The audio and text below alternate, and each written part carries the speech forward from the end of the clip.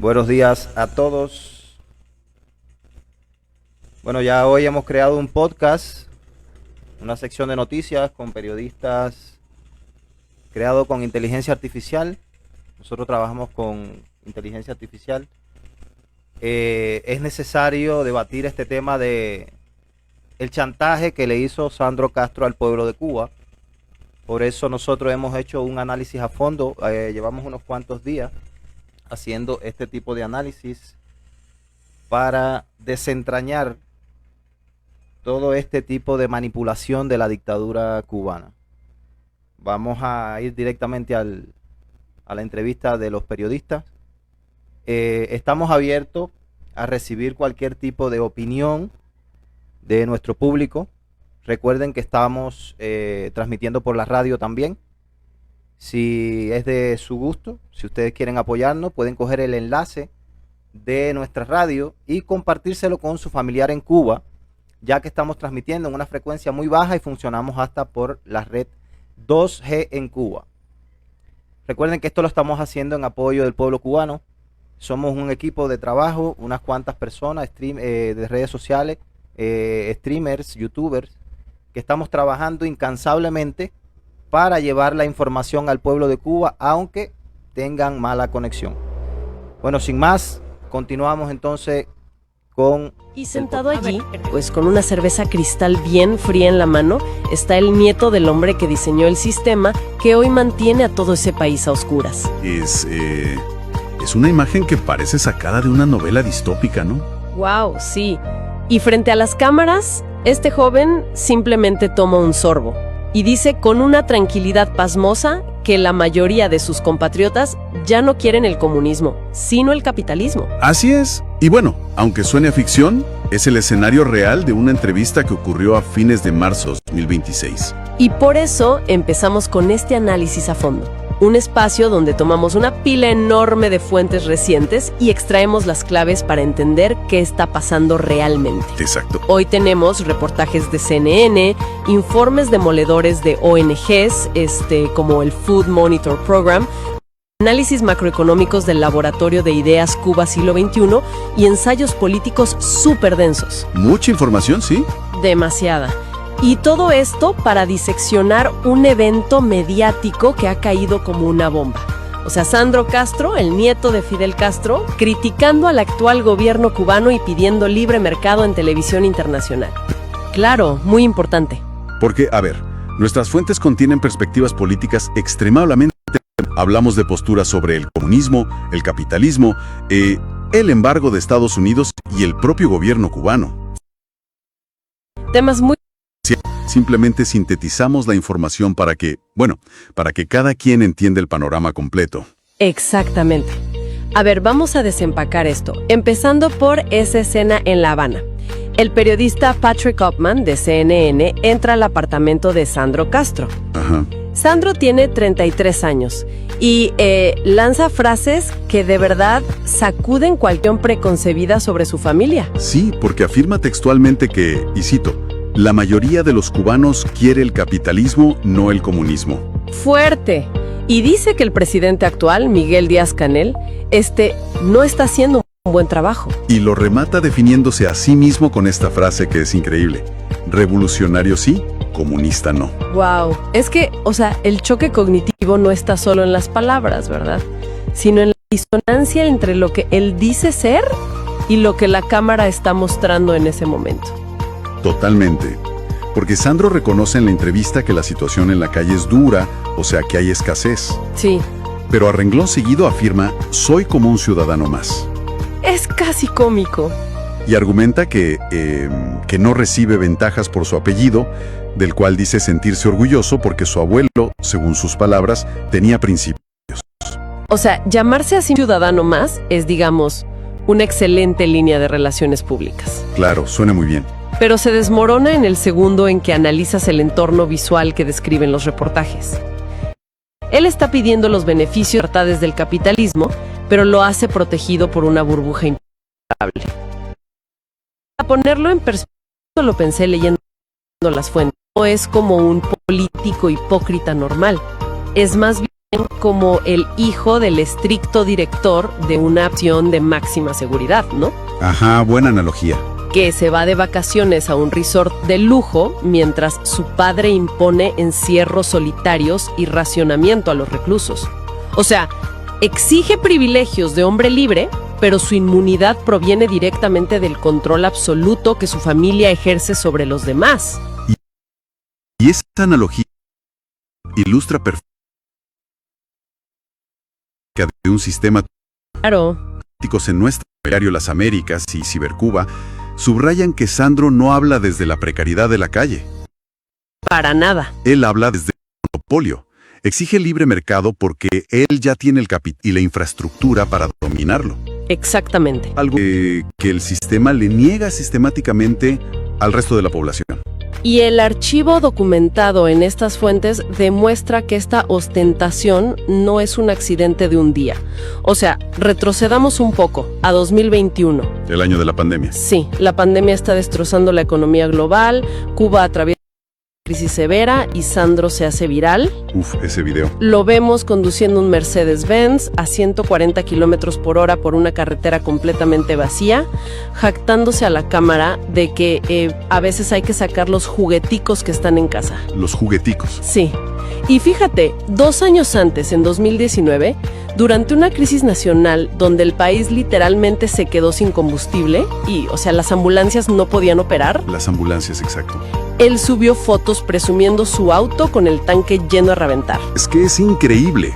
Y los investigadores independientes citados por el periódico cubano rastrearon cómo llega un juguetico de esos a una isla bajo sanciones y en crisis perpetua. ¿Y qué encontraron? Pues los documentos apuntan a su tío Ángel Castro. Ok. En 2008, Ángel viajó a Friedrichshafen, en Alemania, representando a la empresa MCB Comercial S.A. Ah, claro, una red. Y los registros muestran gastos de 2.840 euros solo en alojamiento hotelero. ¡Wow! ¿Solo en el hotel? Sí, en un país donde el Estado tiene el monopolio absoluto del comercio exterior, o sea, estos vehículos no se importan comprándolos por internet. Obvio no. Se requiere toda una red de empresas estatales operando en Europa para triangular las compras y pues saltarse las aduanas comunes. Lo cual nos lleva a su faceta de empresario. Porque Sandro es dueño del Bar FE, ¿no? Un local exclusivísimo en el barrio del Vedado. Sí, muy conocido. Los reportes detallan una fiesta de cumpleaños que organizó en diciembre de 2024. Y el contexto es vital aquí. Sí, el momento exacto. En ese momento, la central termoeléctrica Felton había colapsado. Media isla estaba en tinieblas. La comida de la gente pudriéndose por la falta de refrigeración. ¡Qué locura! Pero en el F, los generadores rugían. Había luces de neón, licores importados y, a ver, la entrada rondaba los 1,000 pesos cubanos y exigían un consumo mínimo de 15,000 pesos. 15,000. O sea, 2 meses del salario promedio de un trabajador estatal, solo para entrar a consumir. Es desproporcionado. Y cuando en redes le reclamaron que celebrara mientras el país sufría y había presos políticos, la respuesta de su equipo de relaciones públicas fue tajante. ¿Qué dijeron? Dijeron, aquí no estamos hablando de política, estamos hablando de fiesta. Increíble. Y, o sea, el ensayo del analista José W. Legaspi aborda directamente cómo funciona esta economía paralela, ¿verdad? Sí, Legaspi explica que la revolución prometió eliminar las clases sociales, pero que en la práctica engendró una nueva aristocracia. Una nueva aristocracia, me gusta. Lo fascinante es que es tradicional. ¿A qué te refieres? Pues a ver, en un sistema cerrado con inflación descontrolada y tiendas vacías, tener millones de pesos en una cuenta bancaria no sirve de nada si no hay leche o combustible que comprar. Claro, el dinero en papel no se come. Exacto. El verdadero capital de esta aristocracia, según Legaspi, es el acceso. El acceso. Claro, eso lo cambia todo. O sea, no necesitas comprar la gasolina si tienes el número de teléfono del coronel que controla las reservas del puerto. ¿Tal cual? No necesitas ir al supermercado si la red de distribución militar de desarmamentos de carne directa de tu bar. La riqueza no es la capacidad de saltarte la fila burocrática. Han atrapados 11 millones de personas. Y eso además aplicación selectiva de la ley. Exacto. Para entender el peso de las acciones de Sandro, las fuentes lo contrastan con comunes. El caso de Ana Sofía Benítez, conocida como Ana Benzi, es súper revelador. ¿Qué le pasó a ella? Ella utilizó sus redes sociales simplemente para documentar la crisis económica y quejarse de los apagones continuos. Lo que haría cualquier persona, vaya. Pues la respuesta del Estado fue inmediata. Citación formal por parte de la seguridad del Estado, interrogatorios y un mensaje claro de intimidación. Es una asimetría brutal, o sea, Ana Benzi tuitea que no tiene luz y el aparato represivo del Estado cae sobre ella con todo. Sí.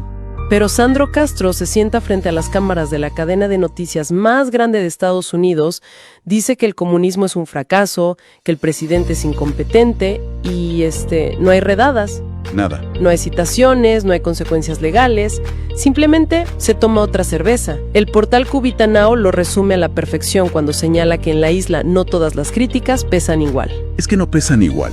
Y el informe de la ONG Food Monitor Program lleva esta doble moral, digamos, del terreno de la libertad de expresión al terreno económico. Cuéntame más de ese informe. El documento destripa cómo opera el emergente sector privado, las famosas MIPYMES, y revela un ecosistema de clientelismo feroz. ¿En qué sentido? En que emprendimientos ligados al linaje, como los de Sandro o, por ejemplo, los de Tamara Marrero Cruz, que es hermana del primer ministro. Ah, claro, otra figura clave. Ellos operan bajo reglas completamente distintas a las del emprendedor regular. Pero a ver, me surge una duda.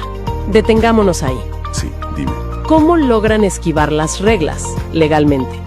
O sea, si yo soy un ciudadano común y abro una panadería, el Estado me asfixia con inspectores, me congela cuentas, me impone topes de precios que me hacen quebrar en un mes. Exacto, esa es la realidad de la mayoría. Entonces, ¿cómo funciona la mecánica para que el bar de Sandro o los negocios de la élite no sufran lo mismo? ¿No es un error de relaciones públicas que se note tanto? Pues parecería, ¿no?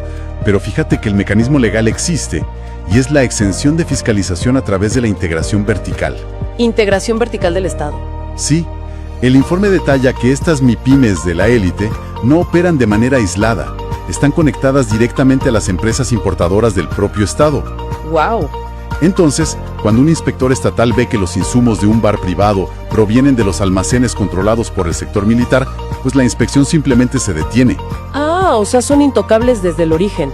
Tienen licencias de importación directa, evitan los retrasos aduaneros y fundamentalmente operan con divisas fuertes en un país donde el ciudadano de a pie no tiene acceso legal y fluido al mercado cambiario internacional. Claro, al principio cuando leí eso en las fuentes pensé que permitir que el sector privado funcione como un club VIP exclusivo para familiares era un error garrafal, ¿sabes? Como, ¿por qué dejar que el mundo vea ese nivel de corrupción tan descarada?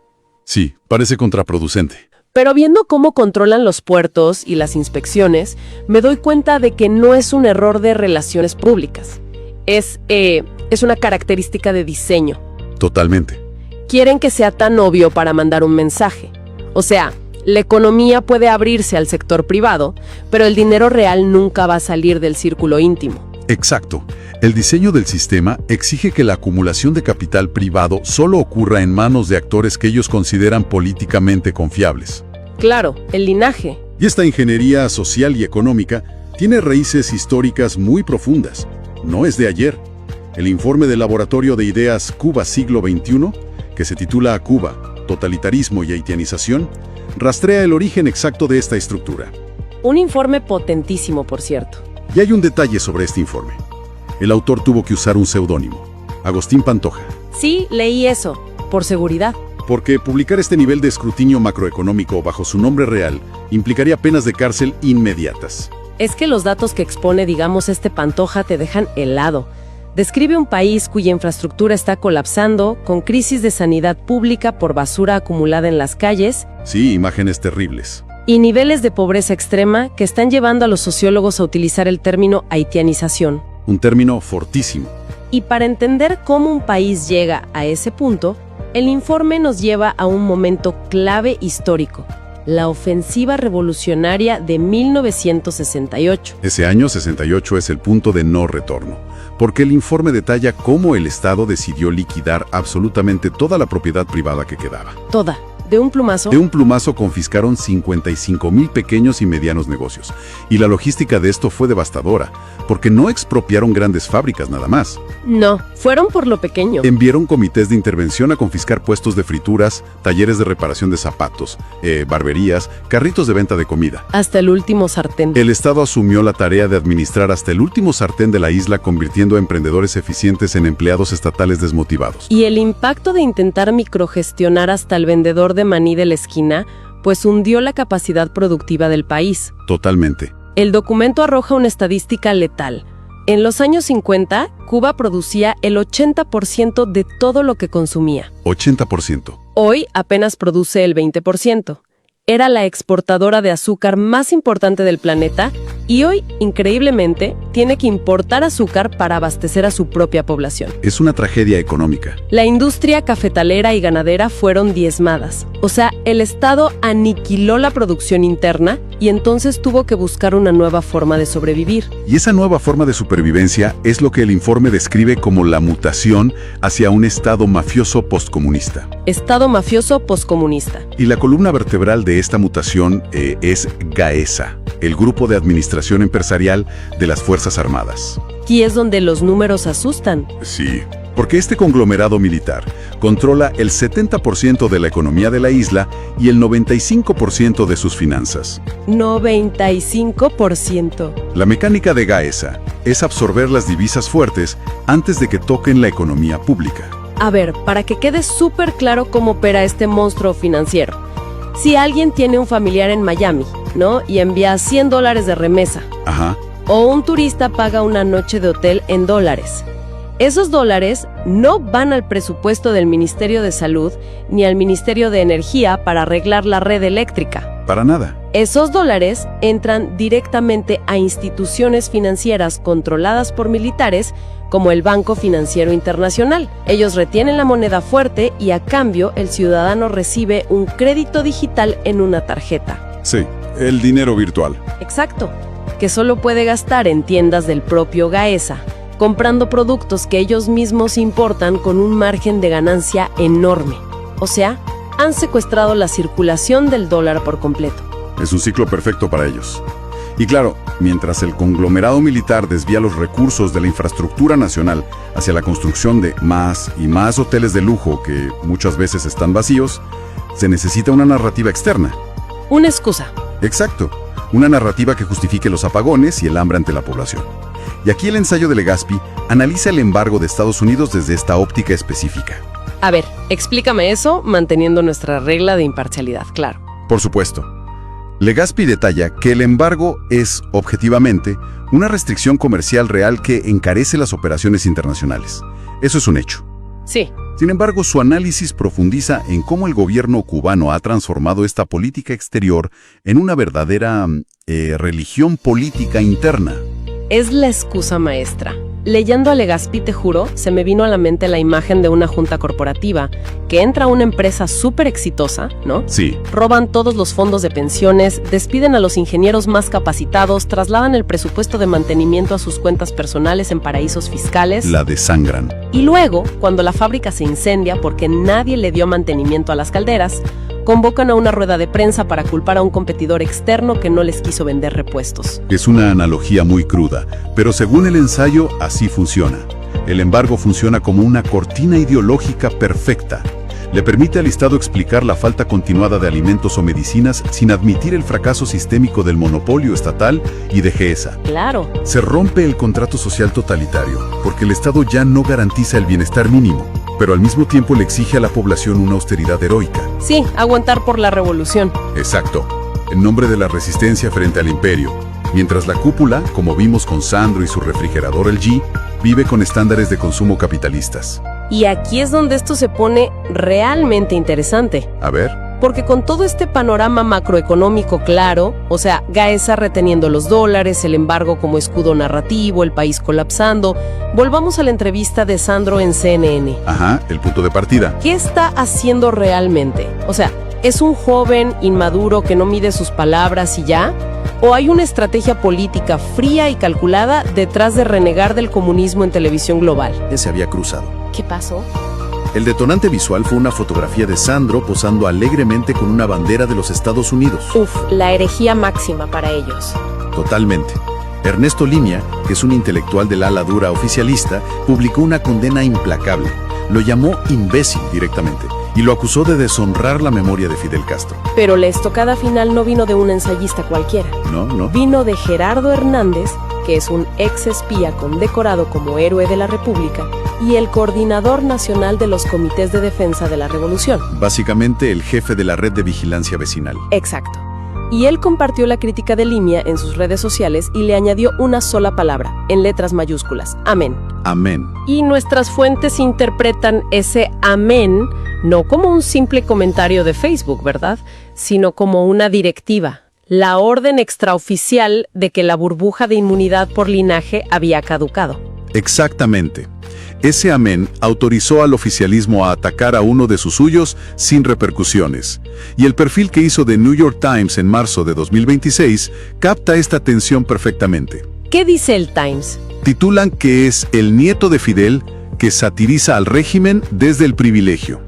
El diario incluso documenta videos en los que Sandro, mofándose del abandono estatal, ofrece donar pintura de sus negocios privados para retocar un buque de guerra ruso oxidado que había atracado en La Habana. ¡Wow! Una burla directa a las alianzas geopolíticas del gobierno. Directa. Lo que nos lleva a la teoría más explosiva planteada por el diario Las Américas. Ellos argumentan que estas declaraciones procapitalistas de Sandro y otros herederos no son arrebatos de rebeldía adolescente, No, para nada. sino una operación de reposicionamiento a futuro. O sea, ven que el modelo actual es insostenible y están tratando de lavarse las manos, de lavarse la cara. Preparando el terreno. Es como si estuvieran diciendo: oigan, yo nunca fui un burócrata comunista, yo siempre he sido un empresario de libre mercado.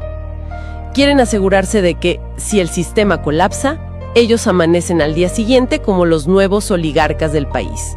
Dueños de las empresas que antes controlaba el Estado. Exacto, muy parecido a lo que hicieron los oligarcas rusos tras la caída de la Unión Soviética, ¿no? Y si analizamos las proyecciones de Legazpi, la existencia misma de esta estrategia confirma el diagnóstico más sombrío para el gobierno. ¿Cuál es ese diagnóstico? Que el verdadero peligro mortal para el Estado cubano hoy no reside en una invasión extranjera ni en políticas externas. El peligro existencial es la pérdida definitiva y absoluta de la legitimidad moral y narrativa. Claro. Como argumenta Legazpi, y es una cita brutal, las revoluciones caen cuando dejan de ser creídas desde adentro. Así es. Es impresionante cómo tirar de un solo hilo suelto desbarata toda la tela.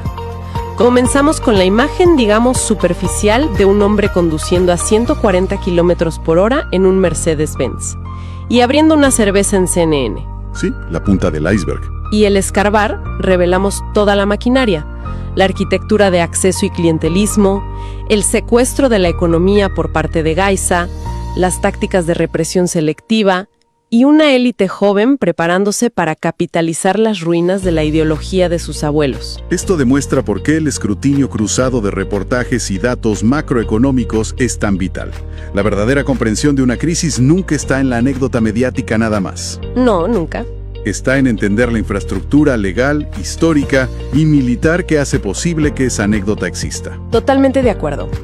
Y para cerrar, hay un pensamiento que me ha dado vueltas durante toda la lectura de estas fuentes, algo que quiero dejar sobre la mesa para que se analice. Adelante. Si los herederos directos de la revolución, aquellos que tienen la vida económicamente resuelta y los refrigeradores llenos gracias al diseño de este sistema, hoy piden a gritos el capitalismo sentados frente a la televisión internacional, Sí.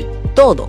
O sea, entregaron sus negocios en el 68, separaron a sus familias en el exilio, arriesgaron sus vidas y pasaron hambre creyendo genuinamente en esa promesa solemne de igualdad absoluta. Un sacrificio enorme. Una promesa que hoy los propios nietos de los fundadores desmantelan con burla e impunidad, bebiendo desde el área VIP de un bar privado. Estamos presenciando el colapso, no solo de una economía o de una red eléctrica, sino de la memoria histórica y emocional de todo un país. El apagón más grande no es el de las termoeléctricas. Es un apagón de la fe en el sistema. Es el apagón de una ilusión colectiva, iluminado irónicamente por el generador privado de quien se suponía debía heredarla. Un colapso narrativo que deja a millones de personas lidiando con el saldo de un experimento social, mientras sus herederos ya están invirtiendo en el siguiente modelo de negocios. Así es, ha sido un recorrido intenso y complejo por la historia y la economía detrás de un solo titular. Agradecemos muchísimo el tiempo y la atención para este análisis a fondo. Sigan cuestionando lo que ven, sigan leyendo entre líneas y nunca dejen de aprender. Hasta la próxima exploración. Sandrito Castro, cara. ¿Tú crees que la oposición cubana se va a comer el cuento y el paquetón ese que tú estás metiendo, mandado por tu abuelito Raúl? Hermano, ¿tú sabes cuánta gente hay ahora mismitico en los campos de Cuba? Y en Cuba, postrado, cocinando con carbón o a veces sin cocinar. A nosotros no se nos olvida el viaje que subiste el video de en el carro, changueándote, haciéndote el loquito en el carrito con el tanquecito lleno de gasolina. Eso no se nos va a olvidar nunca. Y ponte que busquen ustedes alguna forma, alguna estrategia para negociar y que a ti no te metan preso o que tú, no sé, quedes impune. La oposición cubana no te lo va a permitir. No te lo va a permitir. Eso te lo aseguro. No te lo va a permitir. Puede ser que haya algunos que se coman el cuento ese tuyo. No sé, algunos ingenuos que no sepan de política, que no sepan la realidad de Cuba, o tus mismos comunistas que te apoyan. Pero opositores que hayan estado presos, que hayan estado amenazados, que le hayan tenido a la familia pisoteada, que hayan estado amedrantados toda su vida. Esa gente van a hacer lo posible y lo imposible porque tú pagues lo que debes, hermano. Yo no voy a parar con estos análisis políticos, no voy a parar cada vez que salga alguien formando un foco, así como la pantomima que hizo este desgraciado, hijo de su puta madre. Voy a seguir haciendo los análisis y voy a seguir subiendo los análisis todos los días que tenga que subir. Agradecida con las 233 personas que están ahora mismo conectadas en la radio. Quiero decirle algo muy importante. Nosotros podemos ver la cantidad de personas que están conectadas y los IP de esas personas, para que la seguridad del Estado no vaya a pensar de que no sabemos que nos están monitoreando. Sabemos que nos están monitoreando de Cuba. Tenemos IP de algunos teléfonos identificados que pasan 12, 13 horas monitoreando, no salen de la directa, escuchando todo lo que se hace. Nosotros estamos reestructurando ahora este programa, estamos haciendo un guión de trabajo, porque cada cual le va a tocar su horario de transmisión. Como nosotros no tenemos mucho contenido ahora en este momento, lo que estamos haciendo es transmitiendo las directas de las personas o de los youtubers o influencers que nos están apoyando en sus horarios, cada cual cogió sus horarios, y el resto del tiempo, a menos que haya una noticia importante, nosotros lo que hacemos es que estamos transmitiendo música. Muchas gracias a todos los que nos están apoyando, porque estamos viendo mucho apoyo en lo que es la red. La gente está compartiendo el enlace. Las personas quieren que sus familiares en Cuba estén informados, y nosotros queremos como objetivo principal lograr que se nos escuche en Cuba, porque queremos que las personas no gasten sus megas. El que puede ver un video de YouTube y pueda apoyar a los influencers, pues genial, pero nuestro objetivo es que el pueblo de a pie, el que no tiene dinerito para comprarse su paquete, por lo menos nos escuche. Con 30 megas nada más nos pueden escuchar una hora, y en una hora nosotros podemos dar tantas noticias importantes y el pueblo puede estar totalmente informado.